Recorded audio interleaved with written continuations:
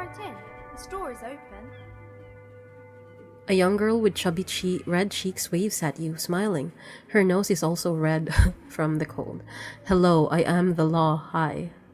Are you interested in a new and exciting book? She stomps her feet to feel warmer. What kind of a store is this anyway? Is it okay if I ask you some questions? Not really. Okay, sir. I'll try to answer any questions you have. I hope they're about books. What is your My name? name is Annette, sir. My mum, her name is Plaisance. She owns the store. She's inside minding the register or organising the stock. The girl gazes at the window, then suddenly jolts, her eyes wide as if recalling something. Feel free to step in and browse our wares. And you're standing out here in the cold because? Yeah, I was about to ask that. I'm signalling that the store is open. Otherwise, people might not know. They'd miss out on the crime, romance, and biographies of famous people. I should have a word with the store owner, maybe. Such a good trooper you are, already learning the value of hard work, pat her head. I could help by brutally dismantling the free market. Well, this seems a little invasive, so let's try going inside. Oh, no, sir. I'm happy to help Mum by luring in customers. Besides, I have some hot juice in my vacuum bottle to keep warm. Okay.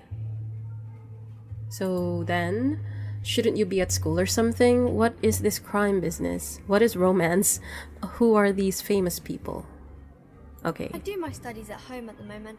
I have to help Mum keep this place running. School. Isn't going to school more important than this? School is stupid. You're lucky not to be there. What is school anyway? This is so philosophical. And this is, sometimes. Mum says it's necessary to do both because it builds character. Mum says a proper worker is dutiful. That's how you get ahead in life. You succeed. That's true. Like, not everything you learn at school. There is stress and unease behind these words. She's reciting etiquette. How's the business going? Mum says it's peachy. She was a little afraid at first. There's talk about this house being cursed. Cursed? Well, going back to the composure thing, is she like, she's reciting etiquette, is just like to be polite and stuff? So the more we probe into her, the more she has to go out of script? Okay. Behind her, the window has been boarded up. You sense the boards creaking, twisting for a second, and some kind of doubt in intense shoulders. Cursed in what way? Good to hear that it's going well. I'm sure there's nothing to worry about. Cursed in the way that makes them say that no business has ever really thrived here, sir. That they all go... She's looking for the right word. Do we want to jinx this? Okay. Exactly. But we've been doing fine so far. I don't think curses are real. This sounds rather serious. I should probably look into this. We don't want to scare her, but at the same time, I am as curious as this choice makes it. We can go into the bookstore and ask about the case, but I don't see much more to look into. Yes. Please do also look at our wares inside. The postcards and board games are there, sir. What do you know about the other failed businesses? How does this curse manifest itself? Enough about the curse for now. Let's try Nothing here. really, sir. Mum doesn't allow me to sneak around in the back rooms or the cellar. I don't really know what's there. Okay. Maybe I can tell you about some of our books instead. Annette looks at your shaved, prickly chin. It distinctly contrasts with the oily mutton chops that surround it. Let's see. Oh, kings and queens and generals of old, or artists and writers, or musicians, those kinds of people. There's usually something extraordinary about them. She scratches her cold reddened cheek and continues. I think that's why people read them, to find the secrets of their fame. It seems like most people who read those books fail to get more famous from them. Reading those doesn't make the readers more famous, does it? Right, I have a different question in mind.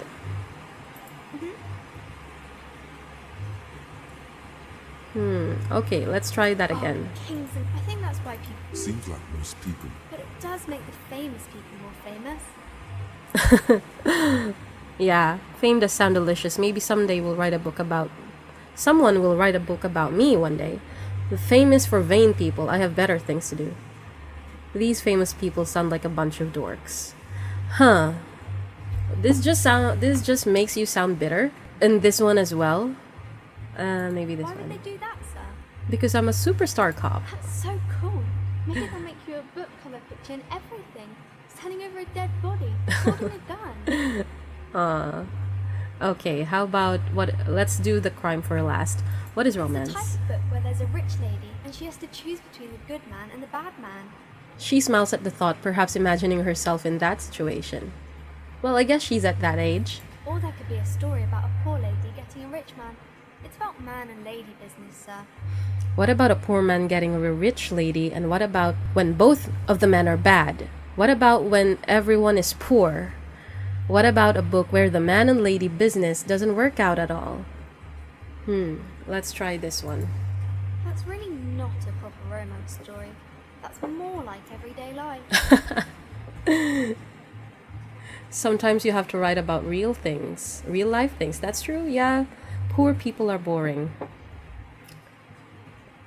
Not in romance books, sir. These are about nice and pretty people, and everyone is happy in the end. Okay, then what about if both men are bad? These are not very common. You can't have a choice between bad and bad. Nobody wants to read a story like that. What if it's written really well? Well, maybe then it's fine. Maybe if the lady then decides not to pick either, because she doesn't need a bad man. Yes, that would be interesting. Yeah, let the bad man fawn over her and she can just reject everyone and be her own independent self. What about a book where the man and the lady business doesn't work out at all? I haven't read many of those. Maybe you should ask Mum. Yeah, you think she has one about an excruciatingly painful breakup. I don't think it's a romance story if the main characters break up, though. She pauses, trying to figure out the appropriate answer. You know, when I think of romance stories, of course, there's always that the meeting and then the way on how their relationship develops, and then at the end they are together. That is the usual love story. But I also like, love stories that are about maintaining a relationship. For example, they start out quickly becoming together. It's either love at first sight, or if they were friends for a long time and they just decided to confess, and it was reciprocal, it was mutual. And then another is that rivals, and then discovering each other's weakness, and then they try to measure each other up, not to expose themselves. And then once you get to know someone, it becomes a relationship. So it's not exactly within a short or long time frame. It's just that you start when there is a relationship, then you mention the backstory, and then something happens about their relationship. Though they fight, there are secrets revealed, something about their character develops, or they break down, and then they try to maintain it, And then at the end, it's either they break up or they stay together because they were able to overcome it. I think that's the love story that I like, maintaining relationships. No, think about it. One where they plunge into a torrid spiral of pain and reclamation. Only it's a really long and drawn out, scarred for life, phantom limb. Okay, I don't really like dragging stories, so... Like, for example, the miscommunication trope in romance, that is something that I really try to avoid, because I feel like a lot of people become drawn to that part. And it's frustrating to see, like, if you only could have talked about it, but not everybody is ready to talk about something. That's why it becomes drawn out. But, yeah, I would really like something that has a rational resolution as well, as long as it's not being drawn out for too long. that that's the only reason why the relationship breaks down in the first place? No, I don't know. She looks at you with puzzlement. Doesn't ring a bell. All right, I'll ask your mom. Yes, she knows books, definitely. What was that? An idea for an unfinished novel stuck somewhere in your forebrain? Truth be told, I have a lot of stories stuck in my brain. My brain never stops thinking of things. Sometimes it's painful not to have an outlet. That's why I write. Later, when you get the chance, you should address these issues by getting drunk. That'll show them. Okay. Two things. When you're drunk, maybe your brain will be able to complete your story. And second, you're gonna plop down and sleep. What about a poor lady what about a poor man getting a rich lady? Okay. It happens, but usually the guy gets rich in the process. Or should actually be rich himself, but has lost his family property unjustly, like during the revolution or something. Ah, okay. Yeah, it's like a case of long lost prince, basically. Like they wouldn't realize that this guy is actually a rich man because he was lost before, or his parents gave him away for adoption and now they're rich and wants them back. And yeah, or something like, for example, he saves an old rich person, and then that old rich person gives them their entire wealth and then becomes an heir for them. Those are unhappy books for most of the pages.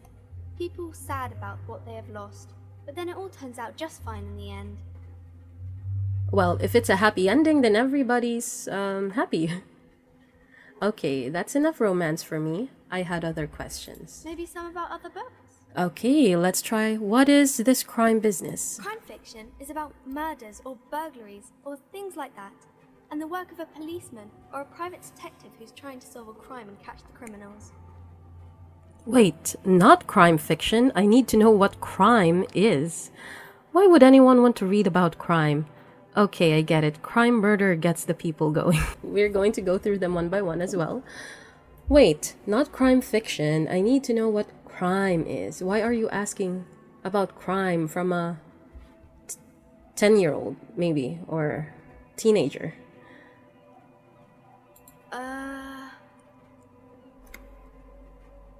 Hey, this is so rude. Crime is what we were solving before this conversation began. Why would anyone want to read crime?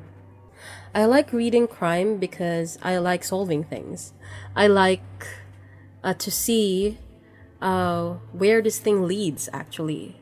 It's so much more of the process rather than the outcome. And because it's thrilling. Basically, it's thrilling. It's exciting to people, I guess. They get to imagine dangerous things, and it's kind of like a puzzle, where you can guess who the criminal is, or how the good guys are going to catch him. Exactly. Well, I'm a policeman myself, by the way. You don't look much like a policeman. She examines you as if to find something policeman-like. Huh, well, that does a cop look like... Well, what does a cop look like then? Okay, then maybe I'm not a policeman, or should I stop being one? This one. Didn't mean to offend, sir. Sorry, sir. It's just that you don't look like Dick Mullen. Dick Mullen! She points to a book cover on which you see a strapping Vespertine officer. He stands grimly over a body of a dead woman. I used to be exactly like that guy. Then I decided to live a little. So he remembers this one? You know, nobody actually looks like the guy in the picture. That's just a stupid fantasy of a man. It's not your body that's important in police work. Anyway, it's your... Wow, look at that guy. I'll never be as good as Mullen. Actually, I had other questions. What's that mean? Oh, you know, cut loose, raise hell, blow off steam. And everything's better now, sir? Ah! Wow. Wow. This kid is asking, the right questions. I don't know. Why is that? Wow. So are we going to indulge in self-pity? Let's not do that. A man can never be truly happy with who he is. Well, let's not extend our jadedness to this poor little girl. You'll understand when you're older. Oh, okay. I shouldn't have said that thing about Dick Mullen. She blinks at you, not knowing how to reply. You know, nobody actually looks like that guy in the picture. That's just a stupid fantasy of a man. Head? Yes. No, your mind. Well, that's true. Your head is the house of your mind. A quicksilver mind. This Mullen guy looks like he needs 4 hours just to come up with a single idea. That's me. I'm Dick Mullen. You know, when you're staring at a piece of paper, it's blank and you don't know what to do. Sometimes it's because there are so many ideas that you want to point out, and sometimes there is none. No, he's wicked smart in the stories. Sure, when the author does all the thinking for him, real policemen have to think and act on their own. This is so funny when you're playing as a writer, because writing involves a lot of research. Like 90% of the things that you have to write are about things that you probably don't know, unless you are an expert in that field. For example, I once had to write something set in the Industrial Revolution, and I had to research about airships and factories and all that, how they're built, what they look inside. And yeah, it's there's a lot of thinking involved in research, and you can only make someone believable, like a character that you write believable, when when you can show how good they are instead of saying they are good. So for example, this character is smart and charming, but how did you show that in your writing, right? So you have to be just as smart. So when the author does all the thinking for him, but that is the point of the author, right? You have to create someone believable through your own reflections, experiences, and knowledge. This is so funny because I'm contradicting my own my own character. I mean, the protagonist. Like you, sir, of course. He's just a fictional character. He's no match for you. Well, that's the only advantage. Unless being fictional is a more of an advantage, right? Maybe you can show me some real police work, sir. Like in the books. The cover image of Dick Mullen seems to stare at you with harsh disapproval. Oh my god, challenging. Okay, I'm going to deduce something now. The girl keeps her hands full, hidden. Why is that? Okay.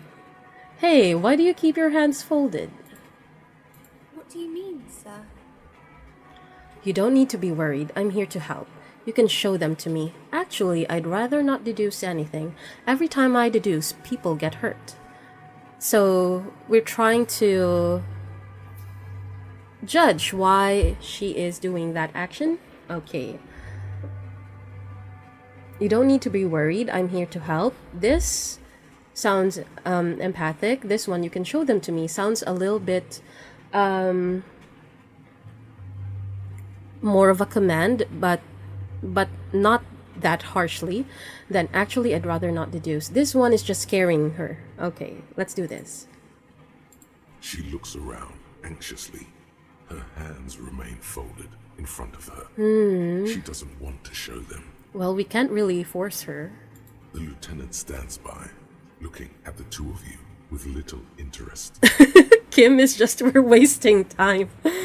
Okay, it's okay. She brings out her reddened hands, her nails frayed, nearly chewed down to the flesh. You bite your nails. And you knew this from me keeping my hands folded? Yes, there were a few other hints. It's super simple for a detective such as myself. So you can say yes. There were a few other hints. Well, yes absolutely means that you just you know, figured it out just with her hands. But that's not all. There were a few other hints because she sounds anxious. And when you're anxious, there's the compulsion to quell your obsession. So when you're nervous, you bite your nails. I actually had when I was younger. And I had to get like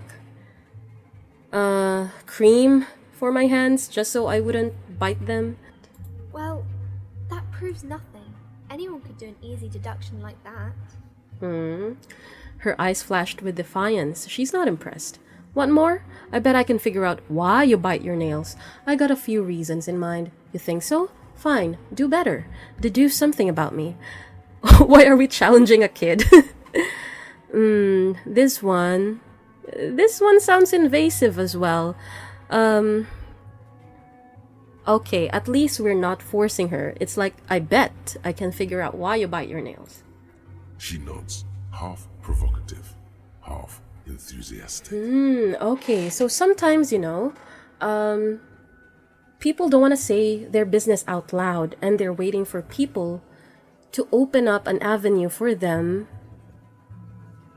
to actually say it, like prompting them.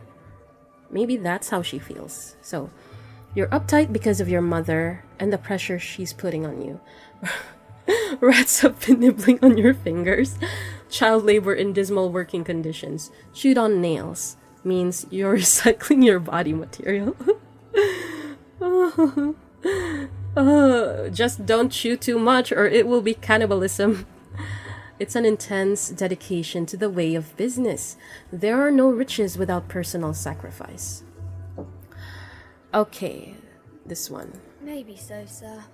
Okay, I know it's a bad habit, and I shouldn't. Either way, another ace deduction by the number one detective in town. I hope this entertained you. This one sounds very proud. We're doing it to a kid. Okay, I hope this entertained you because this is what she asked for. It was okay, sir. Okay. There's more that can be achieved here. Ask her to do the same. Okay, that was a masterclass move. Whatever, kid. I don't need to prove myself to you. Well, if it were me, this is me. But let's see. You're quite sober.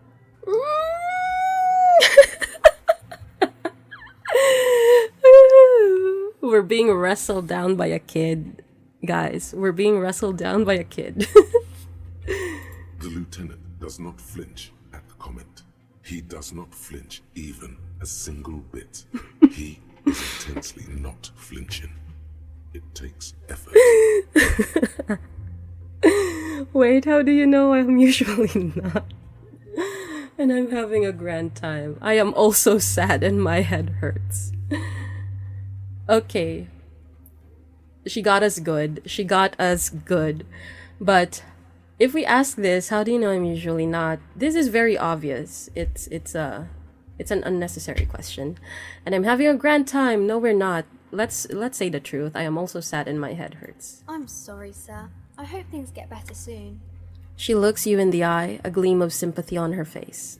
There she stands, swaying on her feet, assaulted by the early spring breeze. She smiles at you.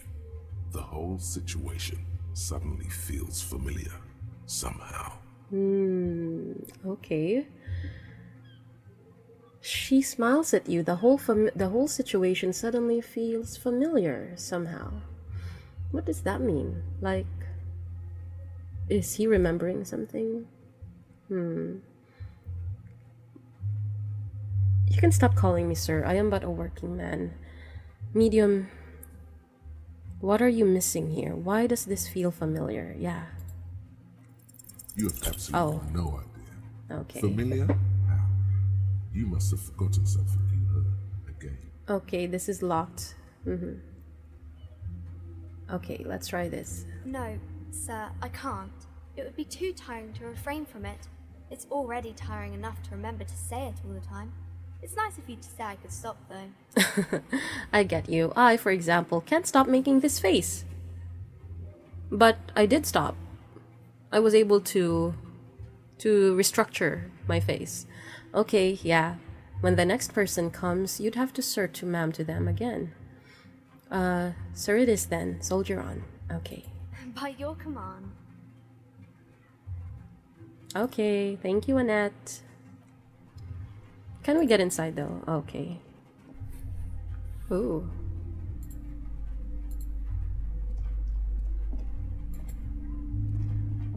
A small mountain of colorful board game boxes. There are numerous types of games for all ages. A lot of shelf space seems to be taken up by Wirral-related merchandise. Storekeep. Storekeep. What about board game? What board games do you have here? Look through the pile of Wirral-related items. Yeah, we're there. We can just look An through endless it. variety of source books, lore books, and codices litter the table. The topmost book is titled Welkin Compendium, 2nd edition. Welkin. This reminds me of Genshin Impact.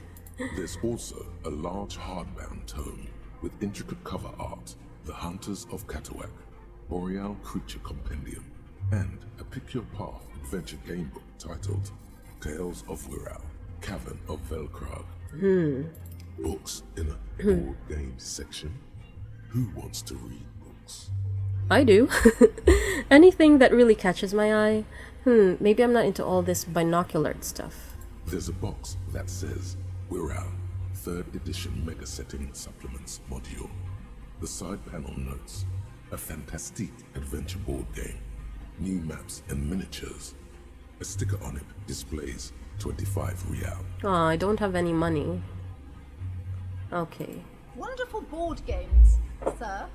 The Viticulturist is a classic for sure, or perhaps you'd like Archipelagos of Insulinda, a very educational game for those interested in geography. Raubrita is a fun game of economic competition that can get quite intense after a while. We have games for the whole family. You can play with your children. Hmm. Is this gonna trigger something? You can play with your children. Who are you going to play board games with? Do you have friends? Okay. Wow, I have children? A family? Do I have friends? I don't want to think about this. It certainly feels like Oh, okay. died with you. Look at me, who'd want to have children with me? I don't feel as if I have any kids. Friends are technically like family. For playing with friends, I'd recommend Suzerainty. It's a civilization building game where you build a civilization, then set off to brutally colonize and repress other civilizations. Oh my god. It costs 12 real. No, we're not going to do that. But I'm curious if there's any story behind that. Okay, there. Lousy auras there. No, role-playing games are popular among those types.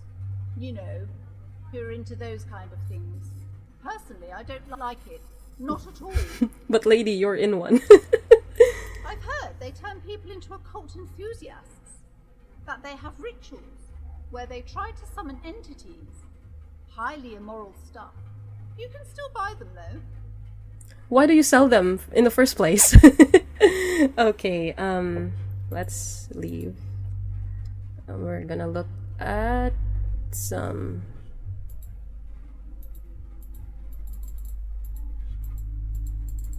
Oh, what is this? Volumetric shift compressor. Oh my god. Bizarre scientific news from Rivershore West today, where a police officer's shit has been observed at a pressure of around 495 gigadecimals. These metallic hydrogen levels of shit togetherness were thought to exist only at the center of collapsing stars, not law officials. It remains to be seen how long the shit singularity lasts. Okay.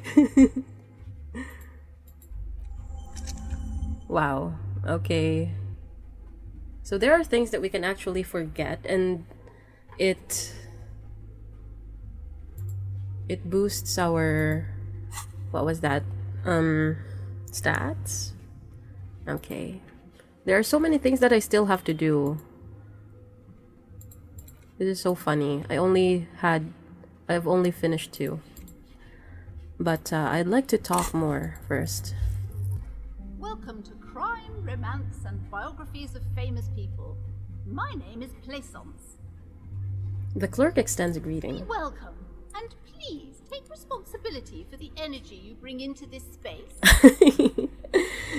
So are you the owner of this store? We know that.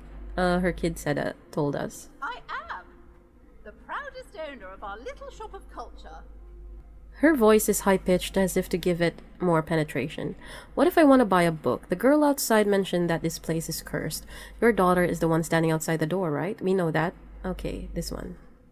Cursed? Who said that? Annette?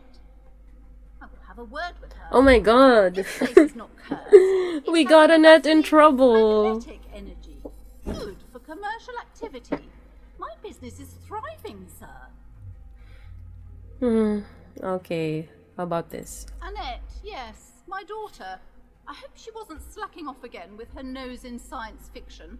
Tell me, was she at her post doing her job like a proper girl? Well, Annette has taste. She likes science fiction. And I thought she likes romance, as she said. She didn't say earlier, but I had a feeling that she would like romance. But it's actually science fiction. But there could be romance in science fiction too. Yes, of Wonderful. course. Did you talk to her? Yes. Great.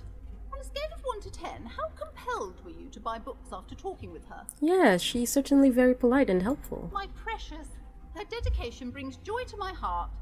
If you have children, I hope they turn out as great as my Annette. Why does the word children keep being brought up? The way you're handling her strikes me as wrong. Annette is quite the trooper. She's a great value add. I'm here to dismantle the free market and abolish child labor. All this pressure has made her really anxious. You know, she's been chewing on her nails. Okay, so this one, very direct. This one,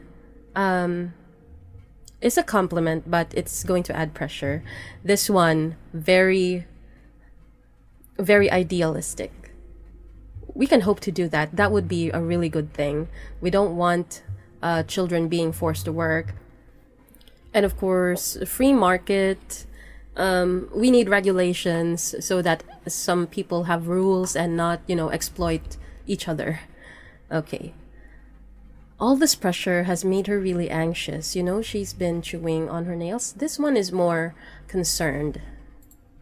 God, I told her not to do that. It's such a disgusting habit.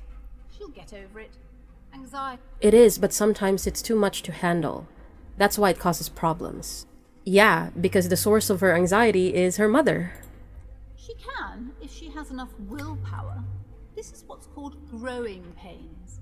Life isn't easy. Life... This is what people would always say, like, parents, the stuff in their generation. They will call us snowflakes when we complain, when things are rough. And yeah, we're not built the same.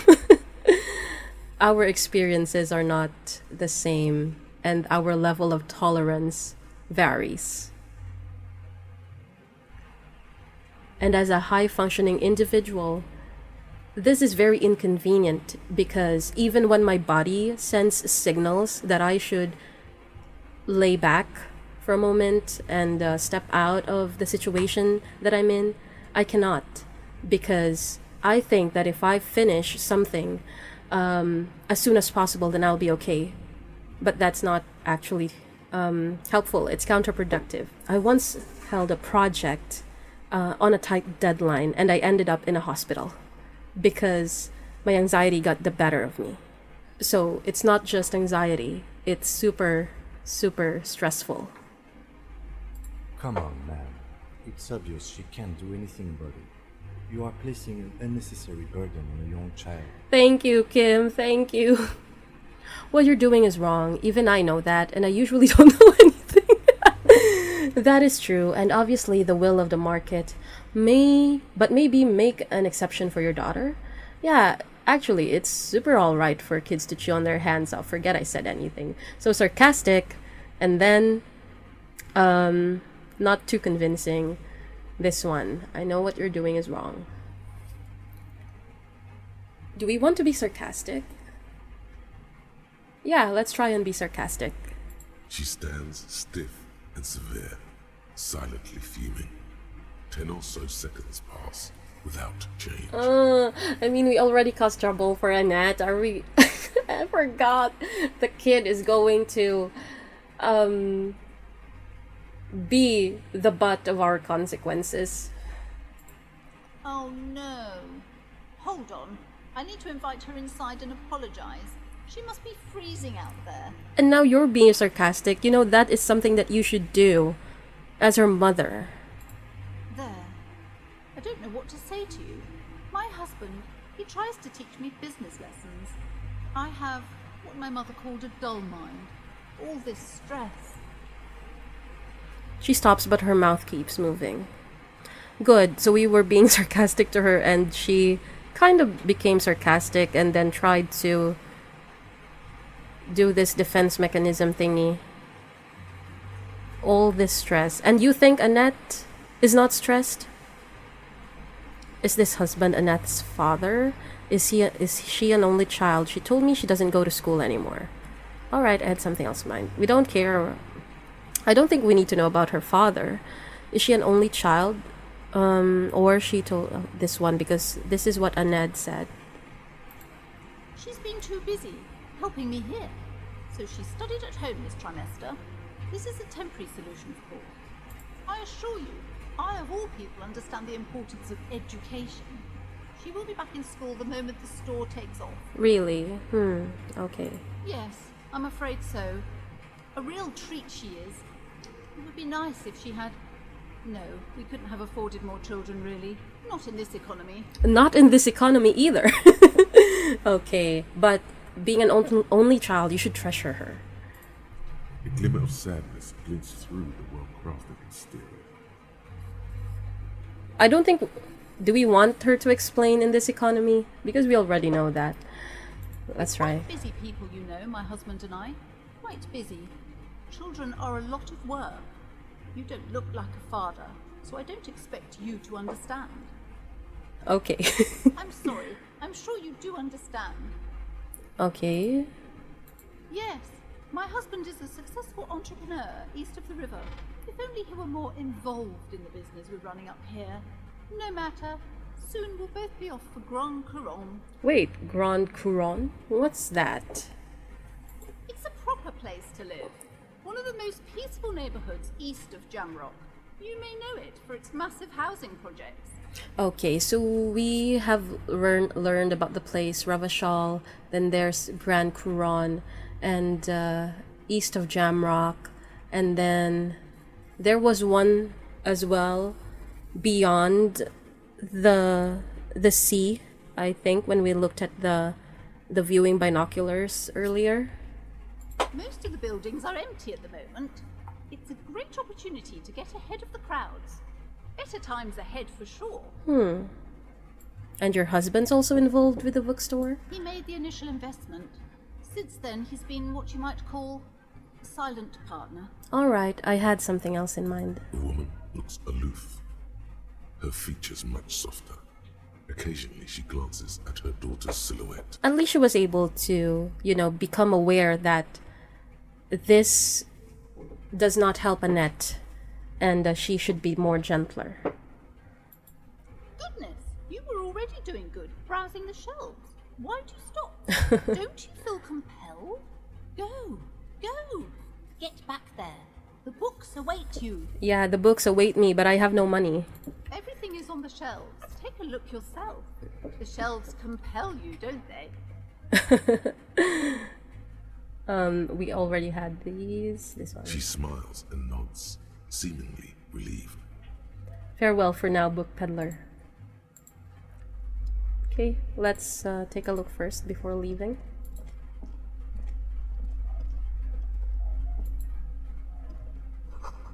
The book collects the national recipes of Arda. They are all about lake trout. Oh, Annette is here, inside. Old sports magazines tucked away in a dark corner. You just can't win. out of the rain and into the gutter.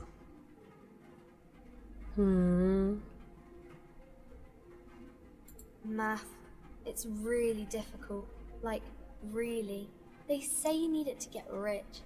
Better than standing outside in the cold, I guess. Well, homework. Out of the rain and into the gutter. But it's okay. So, I'm not the best in math, but it is helpful. Oh, I found something while you were away. What is it? I thought this would fit you. Like, thanks for helping out. Not me. The city, I mean. Like a detective does. She gives you a hat almost exactly like the one Dick Mullen wears on the covers. Wait, where did you get it? It's a fedora. A detective hat? Okay, I get it. I can look just like Dick Mullen, except that I'm an actual police officer. Yes, I bet it looks good on you. Really serious. Right, I have to get back to my homework now. Before Mum notices. Man, this is hard. She looks back at the infernal scribblings under her nose. Okay.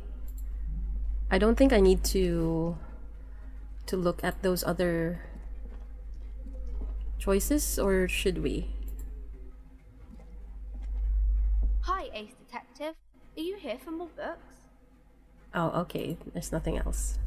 Can only do that once. Gift, books, and molten candy.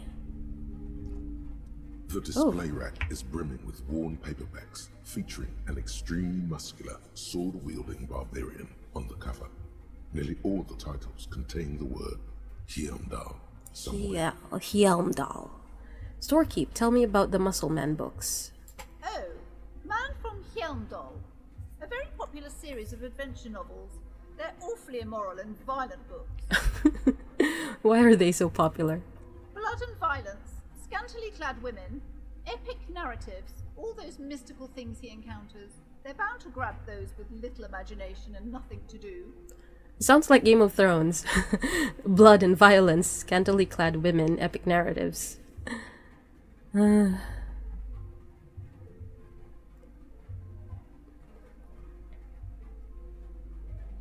They're bound to grab those with little imagination with nothing to do, or simply just people who want to be entertained. I like epic narratives. They're so entertaining. That doesn't sound like something I'd be interested in. Sounds good. Which one should I start What does with? it matter? They're all the same. However, the customer is always right, they say.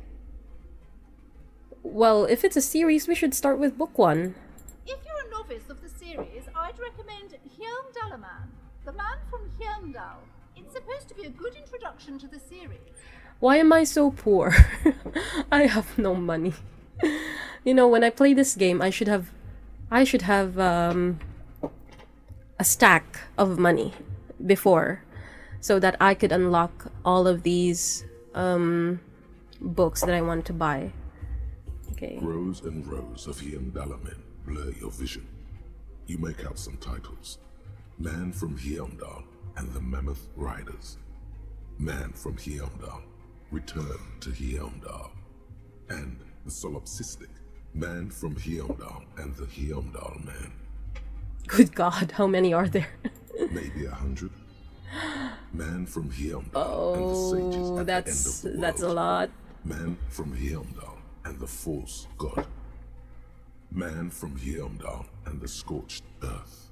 Man from Heimdall, the Heimdall colonies. Man from Heimdall and the swamp beast. Man from Heimdall and the snow crabs. You know, what's the most number of books you've read from a series? I think mine was the 39 Clues, and there are 11 books in that series. I think a series of unfortunate events is longer, but it's very short. Ones are very short. Not even close. Man from Heimdall in hell. Man from Heimdall and the forest of slaves. Man from Heimdall under the lake. Man from Hyamdal, Hyamdal burning. There's even The Trial of Death, a pastoral combat game book set in the world of Hyamdal man, and so much more. Okay. Pain threshold medium 10. Do any of these books call out to me? Nothing of interest. Okay. Only silence and the cosmic background pain radiation. Okay, let's leave. Because it's locked. Why don't we have any money? Can I go through this game not picking up cans and still earn money? I have to read more about it.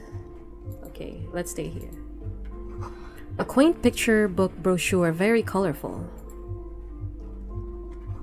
It's a tome of fascist magic, rather candid. Okay. This one first. Another boring book, just discarded here. So we have 2 checks. Let's see. This bookstore is not strictly about crime, romance, and biographies of famous people. There's also a wide range of paranatural literature. Amidst the various books, you find one written by someone named Matthias W. Dundas.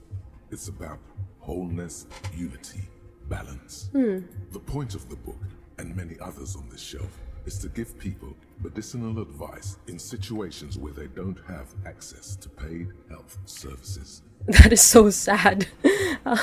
Interesting. How does that work? It serves platitudes, while also telling everyone that traditional medicine, the kind people don't have access to, and which costs more than this book, is garbage, and would only give you cancer anyway, without even curing your cold or anything. In my place, there are still plenty of traditionalists and also scientific medicine. So we get the best of both worlds. Wholeness, unity, balance, on the other hand, can basically take care of anything. Though it is important to note. Well, but this is very psychological, I would say. When it's up to your mind to heal yourself, then it's because of your mind that you're ill in the first place. Okay. Okay. You know, they say the manifestations of the sickness of your mind will also manifest in your physical body. That is something I believe in. But I don't think that the mind can heal itself, like without other interventions. Does the book say anything else? The book features chapters on topics such as how to find magnesium. It even lists plants you can harvest magnesium from. How to continue drinking if you're an alcoholic who has destroyed his liver.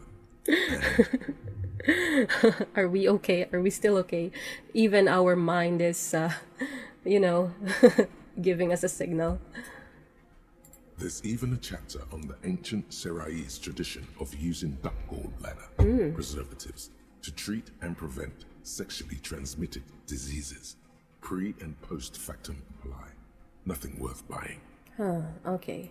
This is just mundane garbage. What's even paranatural about this? Find something truly otherworldly. The throbbing in your head increases with every passing moment you gaze at this shelf. Suddenly, as if out of nowhere, a small green book becomes apparent. The title of it reads, Medicinal Purposes of the Pale. The Pale. Okay, what is this The book book about? contains descriptions of various pseudoscientific therapies, alternative medicines, and folk remedies involving the Pale, also known as le territoire. The territory? I don't know. For example, it recommends vigorously swatting one's naked body with a venig or hand broom, made from the leafy twigs of a young birch tree from the near Pale. It is supposedly invigorating and good for the circulation. Really? Oh, I can't imagine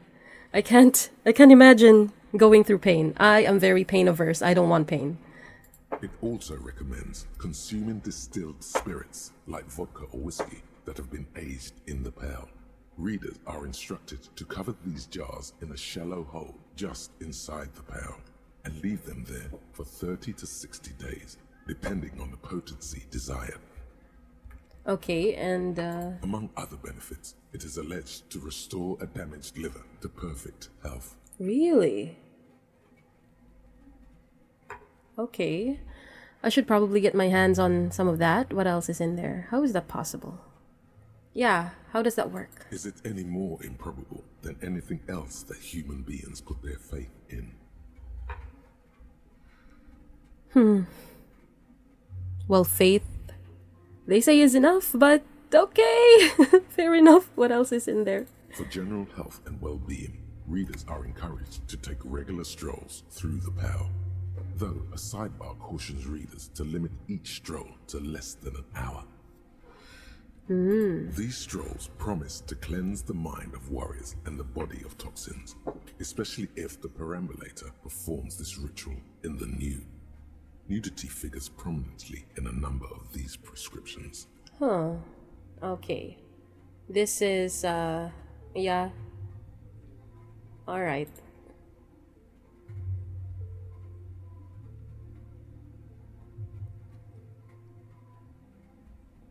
Okay, very interesting. This is exactly what you need. Anything else of note? There's an entire section devoted to cures for men who are struggling to perform their marital obligations. Well, I certainly don't need that. You close the book and return it to its place on the shelf.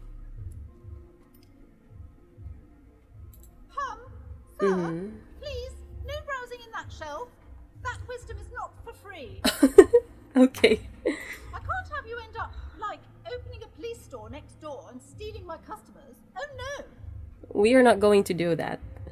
We work for an organization.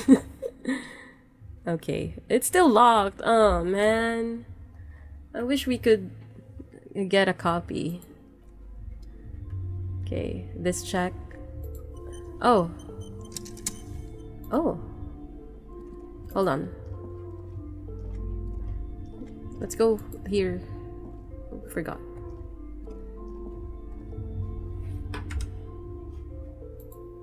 Oh my god, I thought I was not recording.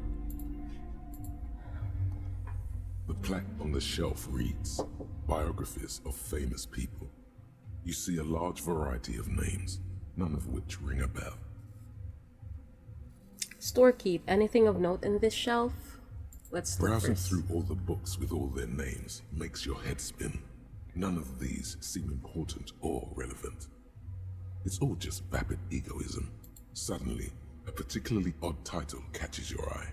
It reads, High Speed Love, the tragic true love story of Jacob Irv and Alfie Delatraz, by one Cecilia Averbrook. High Speed Love chronicles the romance between two of the finest tip-top tourney racers in history. One of them is the madcap driver, Jacob Irv. His blonde mane graces the cover. Huh, so these are two guys. Next to Irv's life story, you see a slim biography of an Occidental rock star called the Anti-Star. He's famous for shooting morphine into one of his eyeballs and cocaine into the other. That sounds like a great feat. Next to that, Rivasholian radio personality Guillaume Bevy stands in front of a run-down drug den. He's a permanent fixture on Channel 8, reporting on real-life crime and ruining cops' days. So he's the public enemy number one. I mean, cop enemy number one. I really must insist you buy one of the books. Reading them is not for free. Do still browse though, but not too long. How are bookstores in your places, guys, wherever you are? Because in some bookstores we have, there is no private reading. Yeah, that's not allowed, basically. And, you know, some of my friends, like Korean friends, said that they can actually stay in a bookshop and read something. And they can stay even if they don't buy the book. And they get to read a bit for free. I don't know if they can finish the whole book, but like, they go there, read, and then come back the next day and read again until they finish. So, I think that is a pretty nice idea because reading should be for everybody. But of course, writers should earn as well. That's why we encourage to support authors. I'm sorry, I did not mean to rush you. You are browsing. Go ahead. Take your time. Time is commerce. Mm-hmm. I would say The Greatest Innocence. Yes, most certainly. It's an important educational tool, delving into the depths of history, religion, and their relation to innocentic power.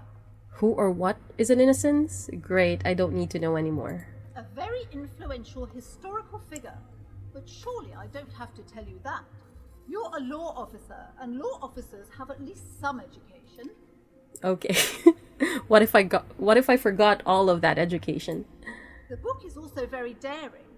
The author aims to re-examine the universal understandings of the innocentic system, creating a fresh vantage point and a shift in the tired order of things. I thought it was about which of these innocences is the coolest and greatest. So you recommend it? Yeah. It's either they really like it or they want to earn, of course. That's this one. Perhaps for a layman, deep analysis is necessary to peel back the multi-layered meanings. Okay, we know. Do her words seem vague and abstract to you? No. Certainly, it's prudent for a person to have at least an elementary understanding of history and society.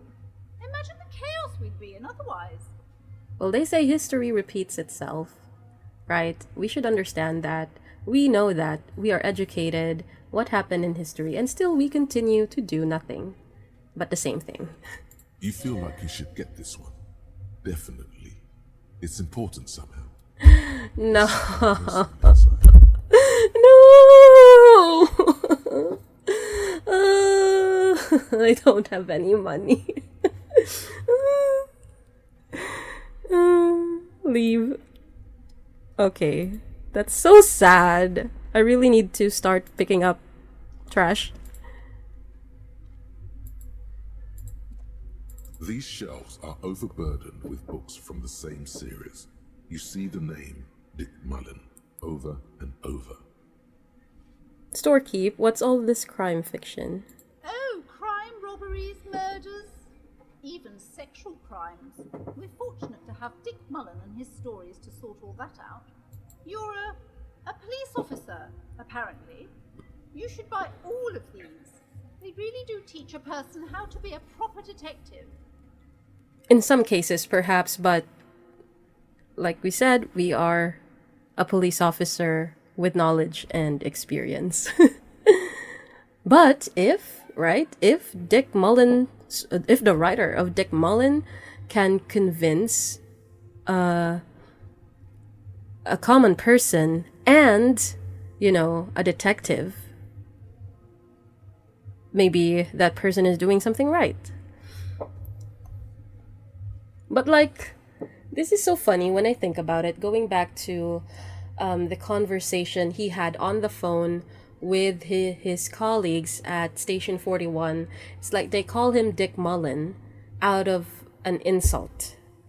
So is Dick Mullen actually not a proper detective? Crime fiction is a disgrace. An asinine misrepresentation of the physical attributes of the arduous everyday work of actual police officers. Okay, maybe that's how they see it. These books greatly overstate the excitement of police work, glossing over how long it takes to actually follow up on leads and eliminate dead ends. That's why I like seeing the process instead of the what do you call that? Like the excitement and chasing of it all. It's usually what happens before all of that exciting thing that is more interesting. What's more, they completely ignore the psychological hardships of year after year coming into contact with people during the worst days of their lives. Yeah, that takes a toll on them. Not a single mention of all the stress this work creates upon the officer's family. Detective fiction just doesn't tell the truth at all. Now, would you like a list of all the books found on the shelf? Family. Something must have happened to his family. They keep bringing it up.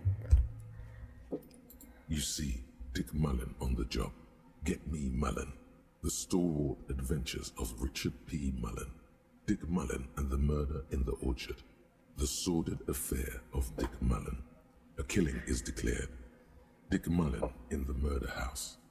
The final case of Dick Mullen. An obvious lie. Dick Mullen in the clock tower. The ordeals of Dick Mullen. Dauntless Dick. Dick Mullen's funeral pyre. The murder of Dick Mullen.